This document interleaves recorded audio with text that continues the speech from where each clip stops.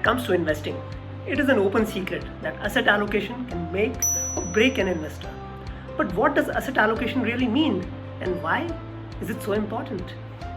Imagine that your kitchen has no spoons, only forks. If you are eating noodles, things are fine. But how will you have rice, dal, or soup? To have your meals easily, you need spoons and forks, each to be used in the right situation.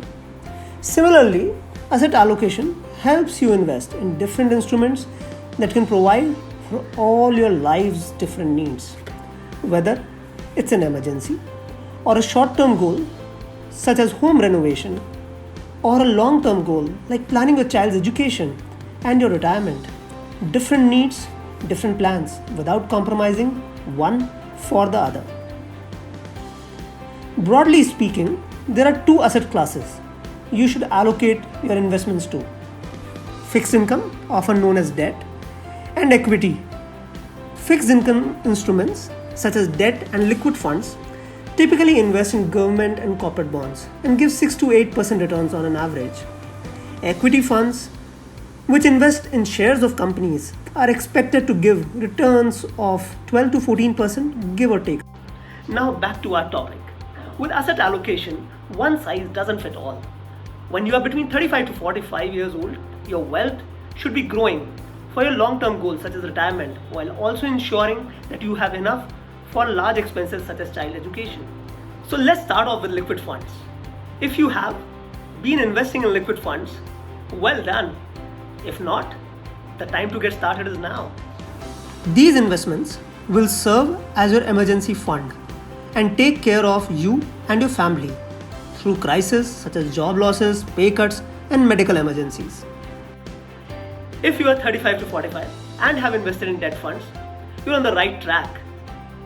Pat yourself on the back and stay invested. These investments are best for your short-term life goals, such as home down payment or upgrading your car.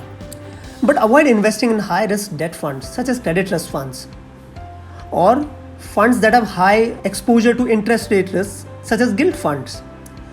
That is a risk best avoided at your current life stage. Investing in equity funds can seem like a daunting task right now, especially with the market volatility.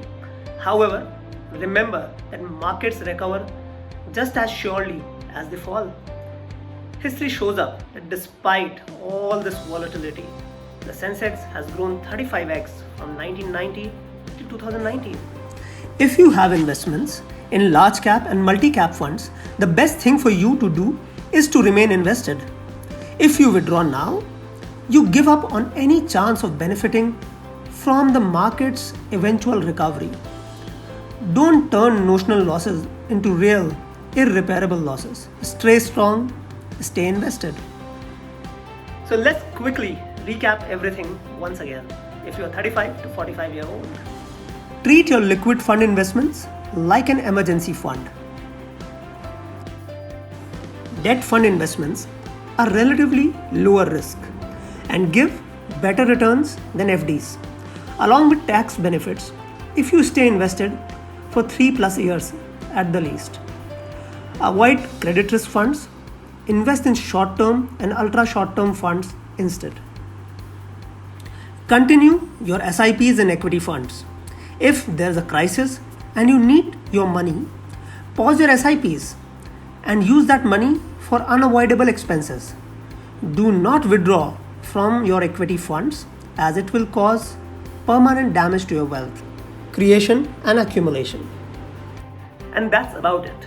If you follow these tips, your investments are sure to be healthy and your wealth will surely grow to help you achieve all your goals. So keep safe and keep investing.